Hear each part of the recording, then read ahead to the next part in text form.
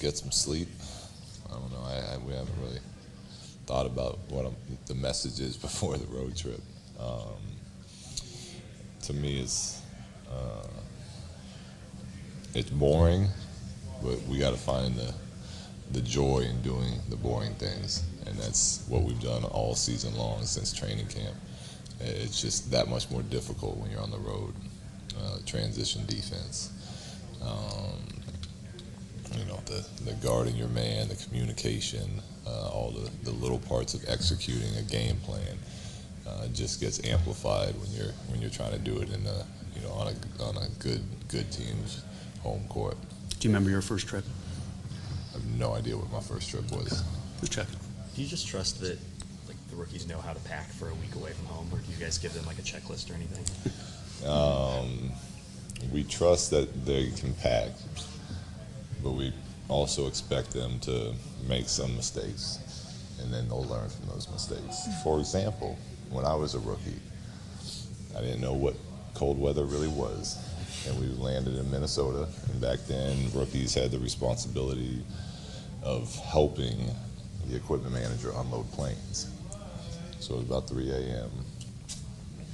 I was outside with Rudy, unloading a plane in a t-shirt and some jeans. And it was probably -20 outside. But since from that mistake, I now pack winter coats every time I go on these type of trips. Did you have a winter coat at that point? I did not own one. I grew up in San Diego and went to college at Arizona, and that's all I really knew. What did you think a winter coat was then? Kind of just, the little Laker sweatshirt or throwover they give you when the season starts. It's not what a winter coat is. No, that's correct. Yes. And rookies aren't continuing to help the equipment manager on the planes? That doesn't happen anymore. So Brian Cook and I used to have to get off with Rudy on every trip and unload while the other players were getting on the bus. What type of rookie duties do these guys have? Not much. They're required to make sure our film room is clear of trash before they leave. They had to learn that one the hard way by taking a fine. But the rookie traditions have kind of gotten a lot softer in today's NBA. What would you like to see come back? I guess, what did you learn the most from? That's a better way to ask that. Well, I think that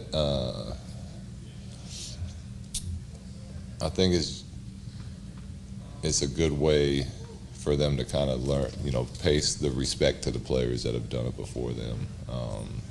When I was a rookie, we couldn't eat until we served all the vets food. We couldn't get on the elevator till all the vets got on the elevators. So it was frustrating and angry as you'd be sometimes. It was, you paid them the respect that they deserved, and then when you were no longer a rookie, you had people doing that for you. A couple days in a row now, Lonzo has mentioned his shot. You think it'll turn around? Yes, I do. How quickly? I have no idea. Hopefully soon. Hopefully in Boston it'll turn around. But I know that he's out here working. I know that he's been a good shooter his whole life. I've seen him make 10 straight from his spot shooting. So he's got the skill and he's got the ability, and it'll only be a matter of time when that percentage starts to go up. You don't want your rookies comparing themselves to other rookies in the league and seeing where they're at. Not at all. I want our rookies focused on what we're doing as a team.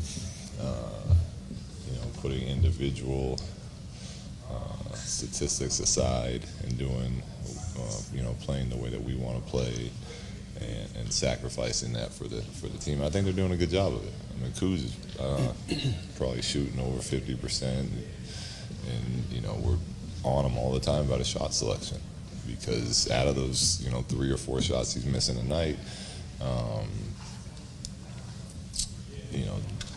2 or 3 of them, in our opinion, are bad shots. So we're going to stay on him about it, even though his overall percentage is good. And to his credit, he was 5 and 9 last game, and he had a couple threes that guys were flying at him, and instead of shooting, he drove the paint and made a pass to somebody else. So I think that's a good an example of them buying in and not trying to get too caught up with their own individual success. When you look at the teams that are commonly thought to be, in the hunt for the 8 playoff spots, what do you think they have that you guys are missing? They've all been there before. Most of those teams have,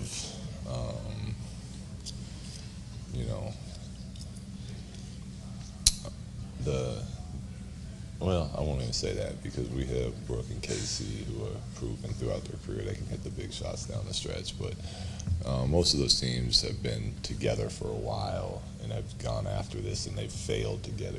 There's nothing like failing to bring a good team together, because then you realize how bad that hurts and how much more you want it, so that you commit yourselves to a level that you didn't even know was really out there. So you don't want these guys to win too many more games. No, they can Keep win. failing. I remember when we were in Golden State, Steve and I kept laughing about like, oh, this sucks that we're not going to be able to win the title this year, because nobody ever wins it, without getting deep and failing first. And sure enough, halfway through those playoffs, Steve's like, I think we're really going to win the whole thing. So if we go out and win the whole thing this year, I'll be okay with that. But it's that or bust. Yeah. Do you remember your first trip to Boston as a player? Nope. What stands out about playing in Boston in general when you were a player? The rivalry between the two teams. Obviously, the history that's there, but as much as that's still relevant in today's sports, where that's on the list of how high of a priority that is for what we're working on. It's not at all. Whether it's Boston, Washington, Milwaukee, it's all the same. They're good playoff teams, and as much as we like beating Boston and want to beat Boston, that's not going to be part of my pregame speech at all. Ingram has been really aggressive getting to the hole the last game or two. Is that how he's going to kind of stake his claim? Well, I think he's done a really nice job of just taking what's there, really. He's so long. He's starting to figure out some angles better, but he's been making some great passes to the bigs when they're rolling, keeping the defense honest. He's doing a much better job of attacking closeouts and attacking gaps and cutting without the ball. Where I think before he was getting in trouble because he was catching and holding and letting defenses load up on him. So the space and the spacing wasn't there for him once he did get by his man. So I think it's just more playing, playing the game aggressively and just taking what the defense is giving. I asked Kyle about those rookie rankings. He didn't care about them either, and he said that it's not the rookies he compares himself to. He compares himself to some of the best in the NBA, whether it's guys like LeBron. What does that go to say about a rookie having that type of just confidence? Well, I think it explains why he's been able to be so consistent since he's been here.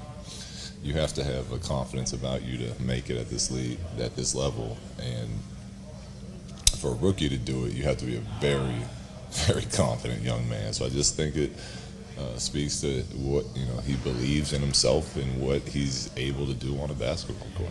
This team has a few rookies that have spent 4 years, 3 years in college. As a staff going into the draft, how much do you look at college experience in terms of what you might want on a team? Well, that definitely comes into play because I think guys that go to good universities and stay for a couple years are way more equipped to play the game of basketball. But that's just a small part of the decision making whether or not we draft that kid or not. There's a perception that if you spend 3-4 years in college, that when you might be more ready when you come to the NBA, but you have a low ceiling. Yeah. Kyle doesn't really play like a guy with a low ceiling. No. He's so athletic. How would you address that sort of? Well, I think there's obviously there's some truth to that, but I don't put a ton of weight on that. Like, I'd rather have the kid that played 3 years and proved that he got better each year and played under a good coach that taught him the right and wrong way of playing basketball, as opposed to an 18-year-old kid that decided not to go to college and go play overseas for a year and has no idea what a good shot and a bad shot is. I'll take the kid that actually played in college if everything else is equal. With Kyle, when you look at him starting to get it and his rebounding numbers, numbers are great, but how much of that is Kyle making an effort to do that, and how much of that is him playing alongside Brooke, and Brooke boxing out his guy, and Kyle being easier for Kyle in that starting unit? It's both. I think he's putting up the numbers he is because he's aggressive and talented and has a great feel for the game of basketball. I think that becomes a lot easier. One, when Brooks either got the center out 30 feet from the hoop, or two, Brooks spacing the ball where all those roles for him are open. The game of basketball